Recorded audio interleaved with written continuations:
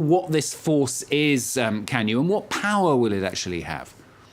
Well, in a nutshell, it's a bigger, better version of Frontex. That's the EU border agency that was set up back in 2004, but criticised last year for not being able to move fast enough and not having enough money or power to help countries like Greece and Italy and Malta that were on the front line of that migration challenge. Now, this force is set to have some 1,000 employees and up to 1,500 policemen and women from various EU member states that would be able to intervene within 3 days. They would have an annual budget of some €322 million, money that would come from the EU budget, and they would also be able to change or alter the Schengen border code, which means they could carry out systematic checks on EU borders. A number of questions, of course, still as to how this is all going to work in practice. Like, will member states be willing to give that many of their own police men and women to this force? And who would be in charge then when on these borders? Will they take instructions from the national agency, or will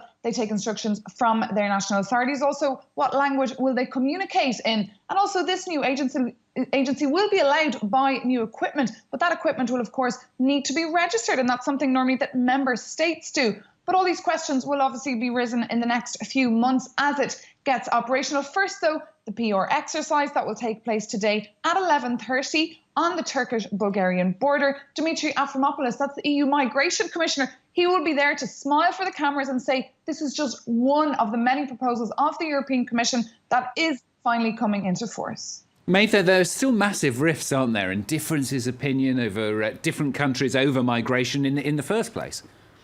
There is what many onlookers here calling the European Union European disunion, almost on a daily basis here. There's think tanks meeting to talk about this disunion and really how to get all member states on board, especially when it comes to issues like migration. And earlier in the week, John Kerry, the US Secretary of State, was here giving a speech, and most of his speech was focused on this disunion that exists. He called on member states to get their act together. However, from the outset, especially countries from the Eastern Europe that joined the bloc back in 2004, they were very critical of all the proposals coming from the Commission when it came to migration. Poland, for example, called this new force, this European Coastal and Border Agency, when it was first floated back in December, they called it undemocratic and astounding. But since, as you can see today, all member states have come on board, and they actually are keen to see this operation come into force because they all agree on one thing, Stuart, and that is in these times of terrorist threats and faced with the migration challenge, they all agree that the EU borders, the external borders, need to be thoroughly checked, and all those coming into the European Union